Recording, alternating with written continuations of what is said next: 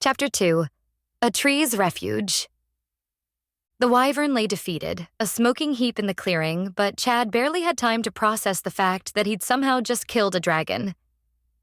His ears perked up at the sound of more roars, distant but closing in fast. The earth trembled under the weight of approaching creatures. A cold realization washed over him.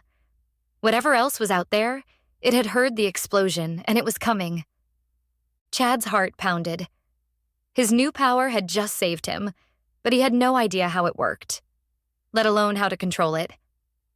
His body was still weak, awkward, and his knees shook like a leaf in the wind. He looked back at the wyvern, and a small voice in his head said, "Maybe you could do it again." Another louder voice in his head screamed, "Run!" The choice between bravery and survival was painfully clear. "Nope, not sticking around for round 2. He muttered, his voice trembling. He spun around and sprinted, or tried to. His awkward frame lurched forward, his arms flailing for balance as he ran. Every branch, every rock seemed determined to trip him.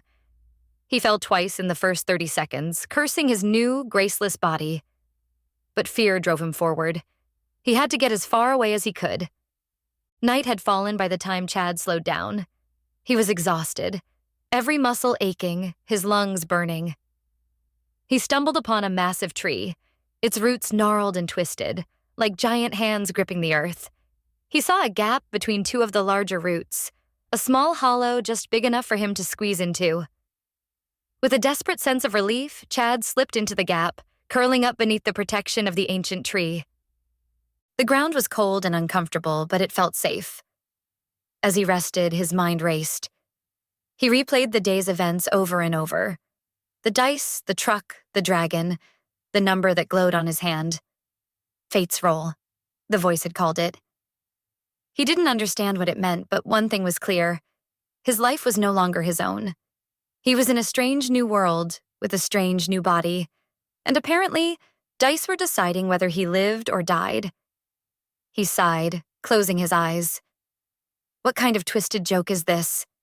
he whispered before exhaustion finally pulled him into a restless sleep. Morning came, and with it the sound of voices. Chad stirred, blinking awake. His heart froze as he realized the voices were close, just outside the tree. He peeked through a gap between the roots, his breath catching in his throat. 3 figures stood there, elves with slender builds, sharp features, and flowing hair. They were beautiful, like something out of a fantasy novel, but their expressions were anything but friendly. They were arguing, their voices sharp, the language strange and foreign. Chad couldn't understand a word, but the tension was clear. One of them, with fierce eyes and braided hair, gestured toward the tree, her voice full of anger. "Elira, let me put an arrow in him and move on. It will be a mercy," she said. Her words incomprehensible to Chad, but her tone unmistakable. Another elf, her expression softer, shook her head. "No, Sylphira, please. Let's just leave him and move on." A third voice cut through the argument, calm but commanding. "Both of you, stop now." The other 2 fell silent, their heads bowing slightly. The commanding elf, her eyes cold and calculating, spoke again. "We will enslave him and put him to work in the mines. He's no dwarf, but he will do." Chad's heart pounded, his eyes widening in fear. He wished, desperately, that he could understand them better, that he could somehow find a way out of this situation. Suddenly, the voice returned. Fate's roll, activated. His hand lit up again, the number rapidly spinning until it landed on 18. Panic surged through him as he grabbed his hand, trying to stop whatever magic was happening. He expected another giant flaming dice to appear, but nothing happened. Instead, the strange language the elves spoke began to shift in his ears. The words started to make sense, as if someone had flipped a switch in his brain. "Elira, let me put an arrow in him and move on. It will be a mercy," Sylphira repeated, her voice full of impatience. The softer voice spoke again. "No, Sylphira, please. Let's just leave him and move on." The commanding elf, Ariathiel, spoke with authority that made Chad shiver. "Both of you, stop now. We will enslave him and put him to work in the mines. He's no dwarf, but he will do." Chad swallowed hard, his mind racing. Enslaved? Mines?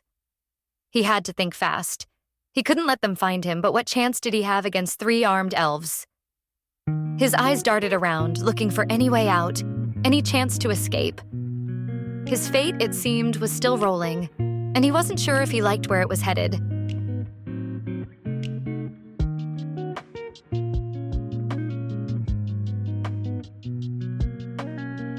Thanks for watching. If you enjoyed this, don't forget to like, subscribe, and follow for more. Let us know in the comments what kind of story you'd love to see next, or if you'd like us to drop full chapters of your favorite shorts. And hit that bell so you're the first to catch our latest adventures. More exciting content is on the way.